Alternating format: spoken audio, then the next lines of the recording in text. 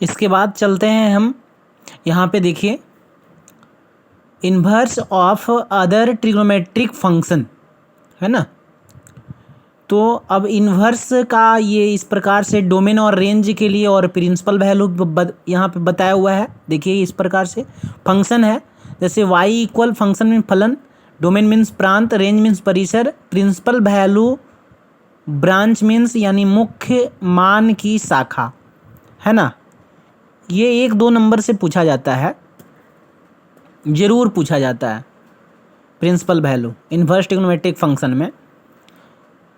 देखिए यहाँ पे y equal sine inverse x है, तो साइन इन्वर्स एक्स है तो उसका डोमेन अगर पूछ रहा है तो -1 से 1 तक, है ना। और रेंज अगर पूछ रहा है यहाँ परिसर तो -π/2 से π/2 तक। उसका प्रिंसिपल वैल्यू यानी मुख्य मान की शाखा जो निकलेगा वो आपका -π/2 less than equal y less than equal π/2, है ना, यहाँ तक निकलेगा। उसके बाद देखिए y equal cos inverse x, तो ये भी आपका -1 से 1 तक डोमेन होगा, लेकिन रेंज आपका 0 से पाई होगा। उसके बाद इसका principal value 0 less than equal y less than equal pi, है ना। फिर उसी प्रकार से देखिए y इक्वल यानी tan इनवर्स एक्स का डोमेन जो होगा सिर्फ r होगा, यानी कोई वास्तविक संख्या, और रेंज जो है आपका -π/2 और π/2 के बीच होगा। उसके बाद देखिए यहाँ पे -π/2 less than y less than π/2, है ना, ये मुख्य मान की शाखा है tan इनवर्स एक्स का। फिर cot इनवर्स एक्स का r होगा डोमेन। उसके बाद रेंज आपका 0 से पाई के बीच, इस प्रकार से आपका प्रिंसिपल वैल्यू बनेगा 0 less than y less than pi, है ना। और सेक इनवर्स एक्स का देखिए डोमेन आपका क्या है, -∞ -1 तक यूनियन 1, ∞, ये आपका डोमेन है। उस प्रकार से रेंज है देखिए 0 से पाई तक, लेकिन -π/2, 0 से पाई में π/2 नहीं होगा सेक इनवर्स एक्स के रेंज में, ठीक है। उसके बाद देखिए यहाँ पे 0 less than equal y less than equal पाई, ये आपका प्रिंसिपल वैल्यू है सेक का। कॉसेक का उसी प्रकार है, देखिए यहाँ पे लिखा हुआ है ना।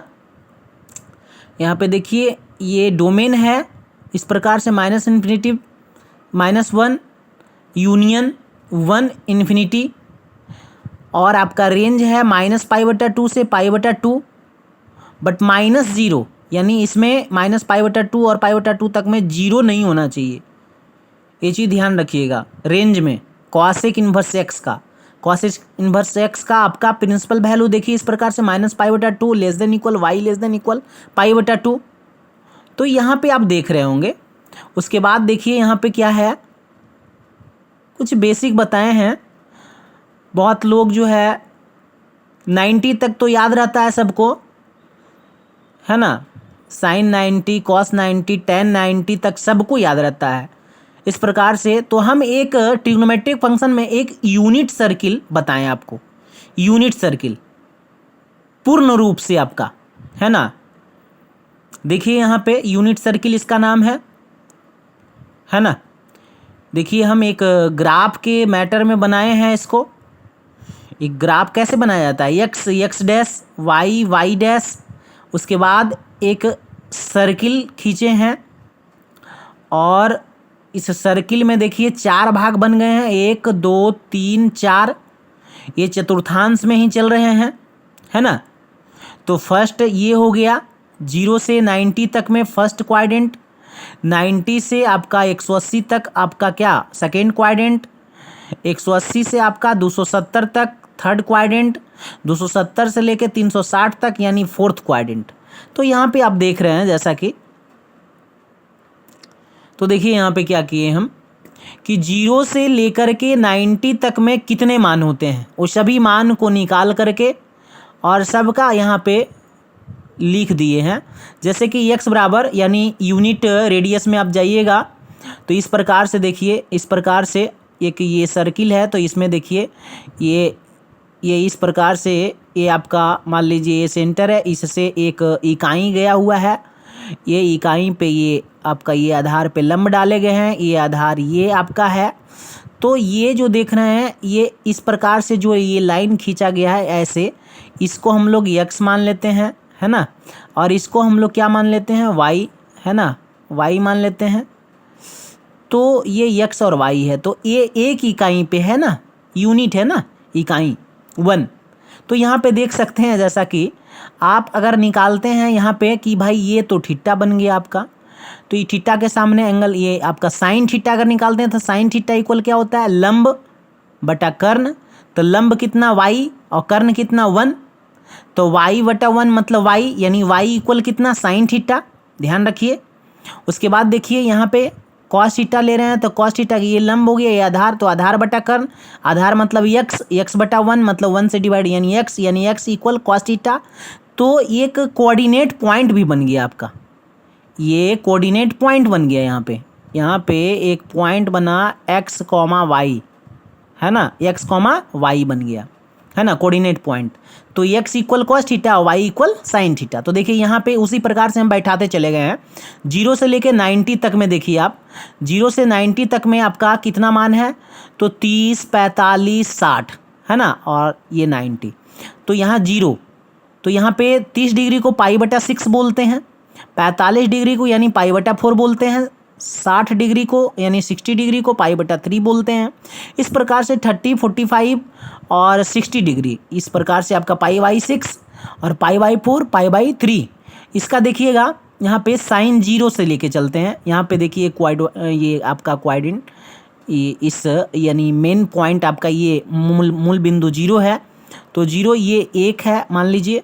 तो ये देखिए यानी x अक्ष के लिए तो 1,0 है ना, यूनिट है ना 1,0। y अक्ष के लिए देखिए क्या किए हैं 0,1, फिर आपका x डैश यानी -1,0, फिर आपका देखिए y डैश यानी 0,-1, है ना, फिर आपका 2 पाई, यहाँ पे देखिए ये x यानी 1,0। तो इस प्रकार से देखिए यहाँ पे क्या है कि यूनिट सर्किल है, तो यूनिट यानी जिस पे हम काम कर रहे हैं वो 1, और जिसका नहीं कर रहे हैं तो उसका 0। जैसे x के लिए है तो 1 और जिसका नहीं तो y यानी 0। उसके बाद देखिए यहाँ पे x के लिए, y के लिए कर रहे हैं तो y 1 और ये 0, इस प्रकार से है आपका। तो देखिए यहाँ पे क्या है, सबका वैल्यू आराम से निकाल सकते हैं आप। जैसे ये साइन 30, साइन यानी साइन 0 पहले लेके चलते हैं, साइन 0 यानी x, साइन थीटा यानी थीटा की जगह पे 0 देंगे, लेकिन वो y के लिए काम कर रहा है, x के लिए नहीं, y के लिए काम कर रहा है, तो y। तो यहाँ पे कोऑर्डिनेट पॉइंट x ये होता है पहला और दूसरा y होता है। तो y कौन होगा यहाँ पे 0, यानी साइन 0 का मान 0 है कि नहीं, ध्यान रखिएगा। अब देखिए साइन 30 डिग्री का मान, साइन 30 डिग्री का मान, ऐसे कॉस 0 का मान भी देख सकते हैं यहाँ पे। तो x के जगह पे यहाँ पे क्या है 1, तो कॉस 0 का मान क्या हो जाएगा 1। फिर साइन 30 का मान इस प्रकार से देखिए √3/2, ये आपका साइन 30 का मान, इस प्रकार से साइन 30 का मान जो है आपका √3/2 नहीं, ये x यानी कॉस थीटा है ना, तो ये कॉस 30 का मान हो गया √3/2। साइन 30 का मान देखिए ये y, x, y यानी आपका क्या हो गया 1/2। तो इस प्रकार से आपका है x y आपका सभी का मान इस प्रकार से देखिए दिया गया है ना। 120 डिग्री देखिए 90 से लेके 180 में, 120 डिग्री, 135 डिग्री, 150 डिग्री, इस प्रकार से 180 से लेके इस प्रकार से आपका 210, 225, 240, इस प्रकार 270 का, यानी सब का वैल्यू यहाँ पे पुट किया गया है, देख लीजिए आप, है ना। यहाँ पे -√3/2 है, ध्यान रखिएगा, यहाँ पे -1/√2 है, यहाँ पे -1/2 है। ऐसे भी साइन जो है ना आपका फर्स्ट क्वाड्रेंट और सेकेंड क्वाड्रेंट में ऑल पॉजिटिव है ना, जितने भी है फर्स्ट में और सेकेंड में, लेकिन कॉस जो है ना फर्स्ट में पॉजिटिव है और उसके बाद फोर्थ में पॉजिटिव है। तो यहाँ और यहाँ आपको कॉस का जितने भी वैल्यू होंगे वो दिखेंगे पॉजिटिव में कॉस का, और ये दोनों में आपका निगेटिव दिखेंगे, है ना। तो इस प्रकार से देखिए पूर्ण रूप से आपका साइन और कॉस का जितना भी वैल्यू है सब इस प्रकार से दिया गया है। जैसे हम समझाएं अभी, आप निकाल भी सकते हैं इस प्रकार से ये सर्किल है, इस सर्किल में देखिए सब चीज़ लिख दिए हैं। यहाँ पे 120 डिग्री का 2π/3 होता है, 135 का मतलब 3π/4 होता है, 150 का मतलब 5π/6 होता है। ये सब बहुत जो स्टूडेंट है ना, बहुत सारे ये कन्फ्यूजन हो जाते हैं, सबको पता नहीं कि ये 7π/6 क्या है, कैसे होगा। तो कुछ यहाँ पे देखिए क्या किए हैं ना हम, कि कुछ जानकारी दे दिए हैं कि भाई डिग्री से रेडियन और रेडियन से डिग्री कैसे चेंज कर सकते हैं आप। तो देखिए वी नो दैट, हम जानते हैं, यहाँ पे 11 में पढ़ चुके हैं आप लोग। यहाँ पे 180 डिग्री इक्वल पाई रेडियन होता है। तो 1 डिग्री इक्वल क्या हो जाएगा, π/180 रेडियन हो जाएगा। और अगर 1 रेडियन पूछ रहा है तो ये पाई में हो जाएगा, यानी अपॉन हो जाएगा, यानी 180 डिग्री बाई पाई, है ना। तो इस प्रकार से आपका है, यानी d/90 और g/100 और 2c/पाई। तो यहाँ पे देखिए d जो है डिग्री के लिए यानी 90 डिग्री एक समकोण के लिए भागों में बांटता है, और ग्रेड g जो है ग्रेड यानी 100 बराबर भागों में बांटता है, 2c यानी पाई 180 डिग्री के लिए बांटता है। तो ये ध्यान रखिएगा। यहाँ पे देखिए निकालने का तरीका, जैसे 60 डिग्री को रेडियन में बदलें, है ना। तो हम आपको ये बता चुके हैं। यहाँ पे देखिए हल, चूँकि आप जानते हैं कि 180 डिग्री बराबर पाई रेडियन, तो 1 डिग्री बराबर π/180 रेडियन। तो 60 डिग्री बराबर, जैसे 1 डिग्री बराबर इतना, तो 60 डिग्री बराबर π/180 गुने 60, ऐसे करके निकालेंगे डिग्री से रेडियन, है ना। तो यहाँ पे देखिए 6 18 यानी 0 0 कट गया, यानी आपका बच गया π/3 रेडियन, है ना। 60 डिग्री को कैसे रेडियन में बदल दिए, इस प्रकार से आप बदल सकते हैं। देखिए सब डिग्री आपका 30 डिग्री को कैसे रेडियन में π/6, 45 डिग्री π/4, 60 डिग्री π/3, 90 डिग्री π/2, इस प्रकार से सब लिखा गया है, ठीक है। बट कहीं 180 डिग्री नहीं होगा तो 180 डिग्री आप देख सकते हैं। 180 डिग्री आपका यहाँ पे है पाई, 180 डिग्री को पाई बोल रहे हैं, है ना। कहीं अगर 270 डिग्री नहीं होगा तो देखिए 3π/2 बोल रहे हैं, है ना। तो यहाँ पे इस प्रकार से सब है लगभग दिया हुआ। और उसी प्रकार से देखिए sin 0 का 0, sin 30 का 1/, यानी, है ना, 1/2, sin 45 डिग्री का यानी 1/√2। इस प्रकार से देखिए साइन का भी वैल्यू जितना भी डिग्री ऊपर दिया हुआ उसका मान दिया हुआ है। उसी प्रकार से कॉस का भी रख दिए हैं। ये आपका देखिए 30 डिग्री यानी π/6 यानी √3/2, cos 0 का मान 1। इस प्रकार से cos का भी देखिए सिंपल यहाँ पे रख दिए हैं, जो कि आपको समझने में आसानी हो। तो फिलहाल यहीं तक, उसके बाद हम फिर आगे चलते हैं नेक्स्ट वीडियो में।